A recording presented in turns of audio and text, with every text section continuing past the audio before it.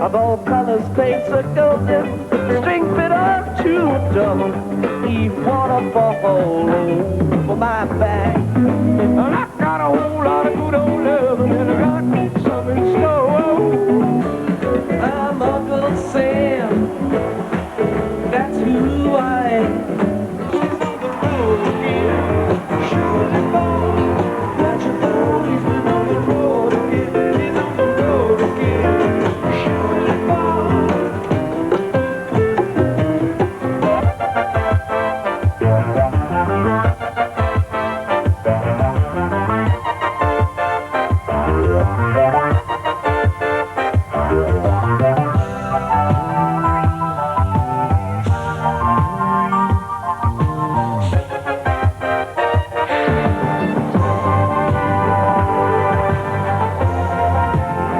Portrait of a legend. The Grateful Dead. We don't feel like legends. We're working musicians, you know. We have to go out and we have to make a living. Welcome to Portrait of a Legend. I'm James Darren. Join me as we highlight a band that's lived on the cutting edge of innovative rock and roll for 15 years. A group that may well have the most loyal following in the history of rock. Their fans are called Deadheads, and the band they love is the Grateful Dead. Summertime done, come and go, my old man.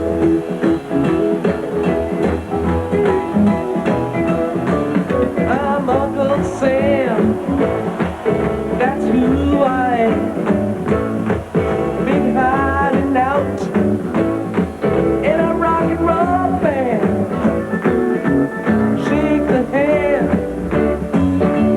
shook the hand. P.T. Barnum, Charlie Chan.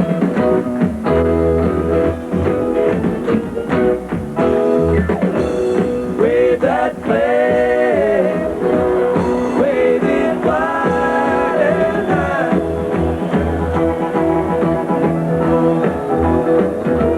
And when our fans come to see us, They're like getting something, a kit from Radio Shack. is a kid from Radio Shack, and they get to help put it together themselves, and whether It works might or not work.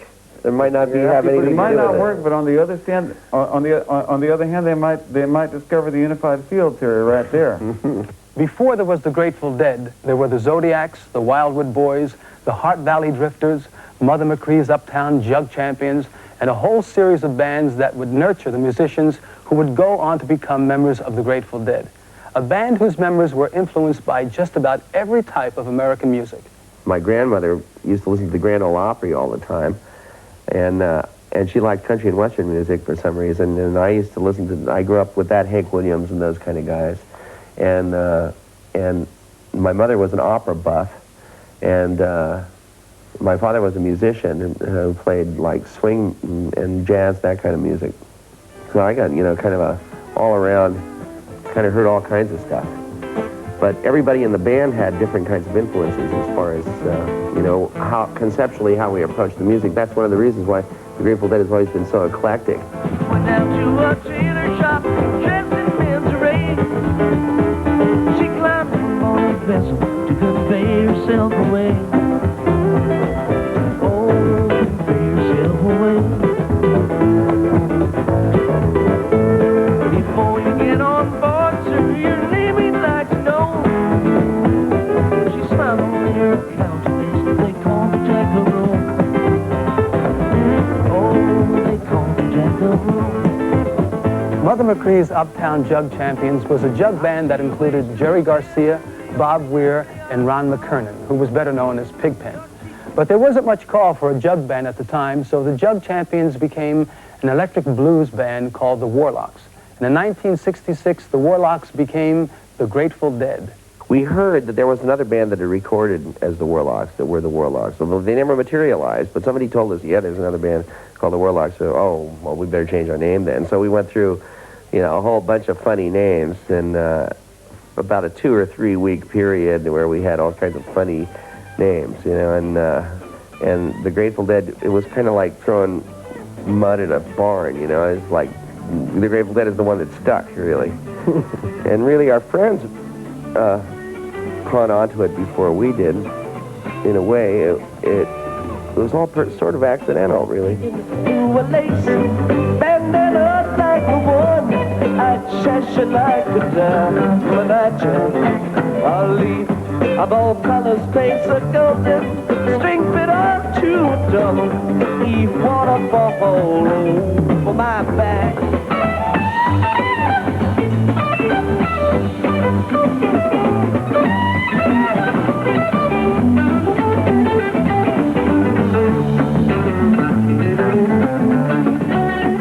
In his book, The Electric Kool-Aid Acid Test, writer Tom Wolfe chronicles that period back in 1965 when Ken Kesey and his band of merry pranksters were experimenting with LSD.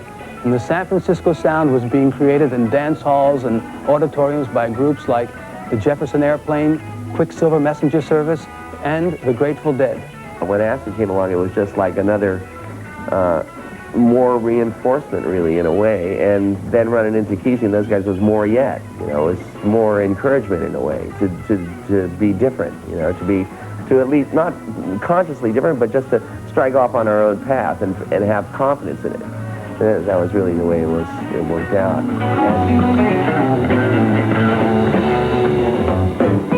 The colors on the back, a little river crying near, not a words from out of silk trouble. I rang silent bell beneath the shower of pearls in the eagle, wing palace of the queen shining.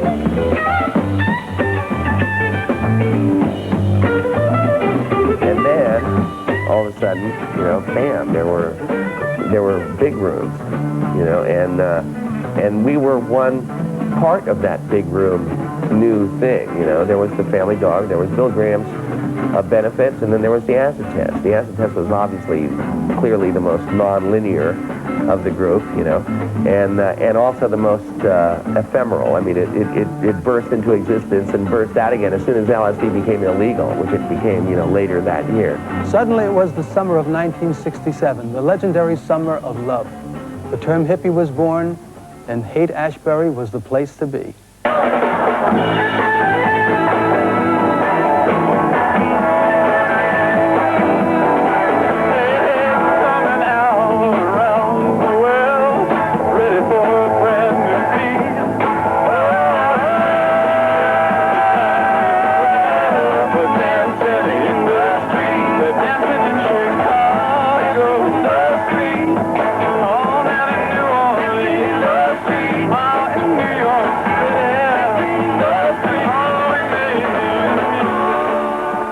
Stars or anything, you know, but we were just people who had the bands going. So there was people who wanted to dance, bands, and a place to do it. You know, boom, that was it, and the rest of it is history. By 1967, the first incarnation of the Grateful Dead was firmed up. There was Jerry Garcia on lead guitar, Bob Weir on rhythm guitar, Pigpen on keyboard, Phil Lesh on bass, and Bill Kreutzmann on drums. And to make their sound that much more unique, the Dead added Mickey Hart as a second drummer. It was a flash. It was a big flash to have two drums off. I mean, the energy that Mickey and Bill developed between the two of them is this, you know, formidable, you know, ongoing thing that seemed like just what the doctor ordered. You know, I mean, it just added an ingredient that really. We're not a blues band anymore. Right. We were a blues band, but we were on our way someplace else. Yeah, that's right.